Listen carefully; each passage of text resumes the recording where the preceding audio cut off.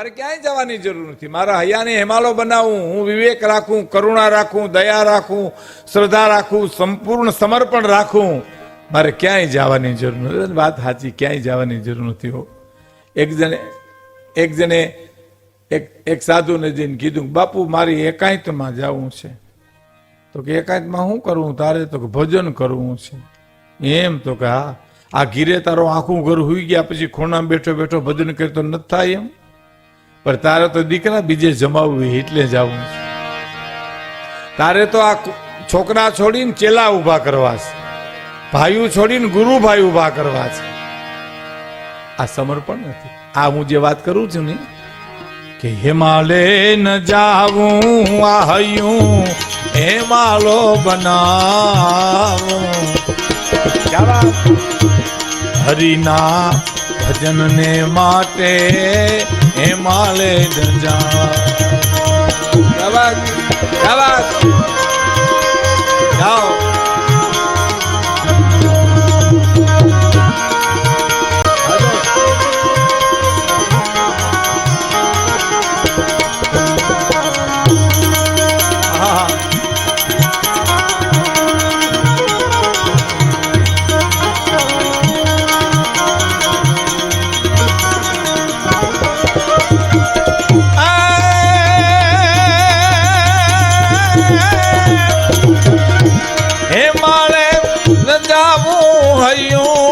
હિમાલો બનાવું, હરિના ભજન ને માટે હિમાલય ન જાવું, હરિના ભજન ને માટે હિમાલય જાવું, મારું હૈયું હિમાલો બનાવું. તરત હા, ચશ્મા મને પહેરીને ગમતું નથી. મને એમ થાય કે મારીને તમારી વચ્ચે કોઈ આડું છે એમ. હા, અને ચશ્મા ઉતાર નાખું એટલે ધબો નમા. સાહેબ આ કિશોરભાઈ બેઠા એ મને ખબર છે, પણ ઉઠીને વૈયા જાય ને કોઈક બીજું બેસી જાય તો એ મને ખબર નથી કોણ બેઠું એટલે મને એને પાછું ભાઈ આડા આવે એટલે દેખાણા નહીં. હિમાલય ન જાવું, મારું હૈયું હિમાલો બનાવું. આ બહુ સરસ કવિતા મિત્રો જીવનમાં ઉતારવા જેવી છે. હરિના ભજનને માટે હિમાલય ન જાવું. સત્ય નીતિ ન્યાય પ્રમાણે જીવન જીવવું, ક્યાંય જવાની જરૂર નથી. અને એના કરતા મા બાપની સેવા કરો સાહેબ, તીર્થધામની સેવા કરો. હા, જો તમને કહું, પ્રવાસમાં ભક્તિ ભળી જાય એટલે યાત્રા થઈ જાય, મકાનમાં ભક્તિ ભળી જાય એટલે મંદિર થઈ જાય, અને ભોજનમાં ભક્તિ ભળી જાય એટલે પ્રસાદ થઈ જાય છે. ભક્તિની જ વાત છે. તમે શ્રી કૃષ્ણ શરણમ મમ કરતા તમે ખીરેસરા જાઓ તો ખીરેસરાની તમારી યાત્રા છે. રામ રામ રામ રામ રામ કરતા તમે કાલાવડ જાઓ તો તમારી કાલાવડની યાત્રા છે. બાકી બરફના ગાંગડા ઢેફલાના ડબરા ભરીને તમે હરદ્વાર જાઓ તો પ્રવાસ છે. એમાં કાંઈ છે વળે નહીં. આ બહેનો બેઠી એને ખબર છે માતાઓને કે સત્યનારાયણની કથામાં જે શીરો બનાવે, અને અટાણે આપણે મહેમાન ગતિમાં હગાવાલા આવે ને, હગાવાલા નોખા નોખા હોય, પાછા હગા હોય વાલા નો હોય ને વાલા હોય હગા નો હોય. હા, હું ઊંધું બધું. હા ભાઈ, હગા હોય વાલા નો, વાલા હોય હગા નો હોય. હવે તમે જો હગા કોને કહેવાય અને વાલા કોને કહેવાય?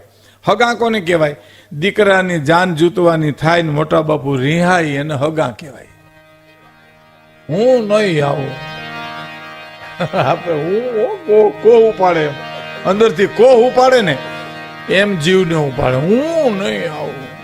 અરે મોટા બાપુ આખી જાન ખોટી થાય, હું નહીં આવું. આને હગા કહેવાય. વાલા કોને કહેવાય? ગામના પાદરમાંથી માણસ નીકળ્યો હોય, ઢોલ ને હરણાઈ વાગતા હોય, અને પૂછે કોણ ના લગ્ન કોના છે? કે ફલાણાભાઈ નો દીકરો પરણે છે. એમ લે, એ તો મારો જીગરજાન મિત્ર કહેવાય. આ વરરાજાનો બાપ તો મને કંકોત્રી લીખાવીને રે જ નહીં, લખી છે પણ મને મળી નહીં હોય. એમાં આમંત્રણ વિનાનો આવીને જાય ને કામે લાગી જાય એને વાલા કહેવાય છે. ખબર જ પડવી જોઈએ. એ વાલા, એ હગાવાલા માટે જે બેનો શીરો બનાવે, સત્યનારાયણની કથામાં જે શીરો બનાવે, એ સત્યનારાયણની કથા એ તમને ખબર મોટી માંડવાની ભાઈ આવદરમાં આપણે વડીલોને બધા જોઈએ. અમે માણેકવાડામાં બત્તીઓ હતી નહીં, લાઇટ હતી નહીં, ફાનસના દીવાના અંજવારા. ગોરબાપા કથા વાંચવા આવે, અને ખેડૂત બધા ખેતી કરીને થાકી ગયા કથા સાંભળવા આવે, અને હોકારા એવા દે, કરુણ હોકારા દે. અરે રે, હજી તો ખઠિયારો આવ્યો એમ. પ્રસાદ કઈ આવે? સત્યનારાયણની કથામાં પ્રસાદ હારુથી ને જ આવે. અને વરી પાછો આનીકોથી હોકાર આવે. અરે રે, કલાવતી આવી હજી તો. પ્રસાદ કઈ આવે? અને પ્રસાદ આવે એમાં દીવાના અંધારા હોય. એમાં તમે નહીં માનો, શીરો અને ગંડેરી બે મોઢામાં વહી જાય. શેરડીની ગંડેરી ને શીરો. હવે આમાં અંદર હું જવા દે, હું બહાર હું કાઢું? હે,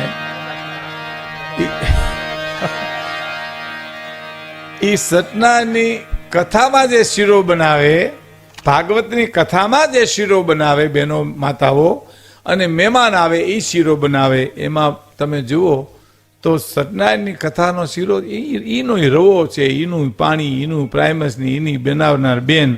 પણ સત્યનારાયણની કથાના શીરાને આંખે અડાડીને ખવાય ને ઓલા શીરાને ઊભે ગળે ખવાય. કારણ કે વિટામિન વિનાનો છે, એમાં કાંઈ છે નહીં.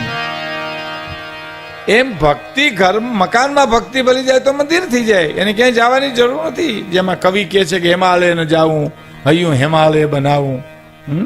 હરિના ભજનને માટે હિમાલય ન જાવું.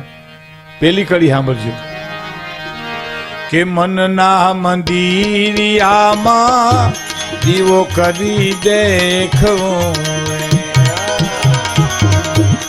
મનના મંદિરિયામાં દીવો કરી દેખવું.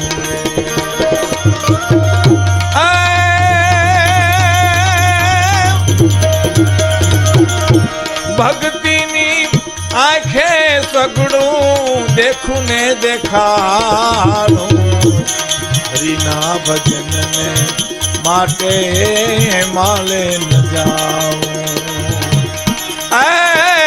ભક્તિના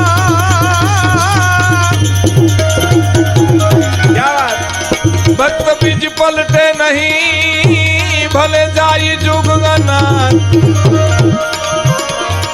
પણ ભક્ત બીજ ભક્ત જ રે. ભક્ત બીજ પલટે નહીં, ભલે જાય જુગના, એ ઊંચ નીચ ઘર અવતરે, એ તો આખીર સંતના સંત.